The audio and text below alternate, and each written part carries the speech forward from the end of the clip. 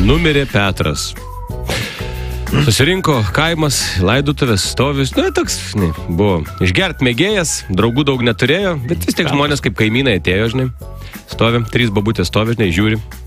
Sako, Jėzus Marija, tu pažiūrėk, sako, toks pjokas buvo, kiekvieną dieną, sako, dabar visą, grabelį guli, sakė, visai, sako, gražus, visai gražiai atrodo, sako.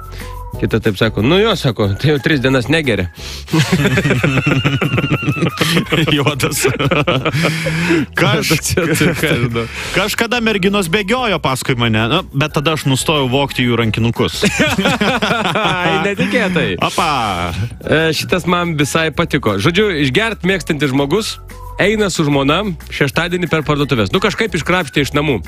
Eina vyras per tokio, parduotuvę, sako, Jėzus Marija, sako, žiūrėk, sako, žmonai, kokia graži, sako, vyno taurė, sako, didelė tokia, sako, kaip čia kiek vyno galima būtų įsipilt. Atsisuka žmona, sako, Antanai, sako, rūpužė tu. Taigi čia vaza.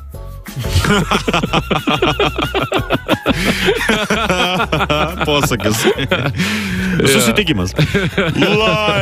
Laima, 100 metų, o tu visai nepasikeitai, ką, einam. Klausyk, niekur aš su tavim neįsiu. Ai, nepasikeitai tu. Žodžiu, porelė ateina į restoranėlį. Bičas su panelė. Bičas pasikvietė paną pirmą kartą, viskas čia sėdim. Jau vaikinukas baigė išsirinkt kažkokį kepsnį, mergina sėdi visai nepatenkinta, pasikviečia padavėją, sako, aš labai atsiprašau, perskaičiau meniu, o jūs turite čia iš visko nors vegetariško, viskas čia mėsa, vegetariško, ko nors yra? Padavėjas taip žiūri, nes pradė, sako, atsiprašau, yra, sako, servetėlės, jos iš popieriaus. Super.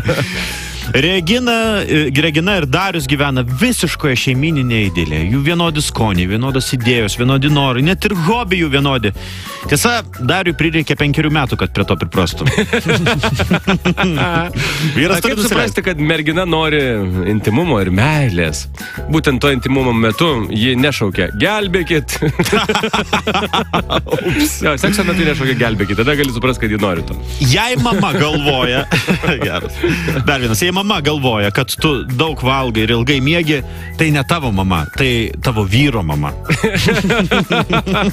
Šakės, kaip tikslu. Šiandien anekdotai, kur yra tokie kaip socialiniai pastebėjimai. Dar žinau. Aš jau nebe, o tu kažką. Dar noriu vieną. Ji buvo tokia stora, kad nulaužė giminės medžio šaką.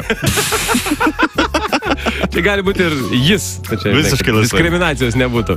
Ir dar vienas. Kiek jums metų? Sakykit, 18. Palaukit, jūs lygiai tą patį sakėt prieš 2 metus, kolegė. Aš ne iš tų, kurie šiandien sako vieną, o rytoj ką nors kitą.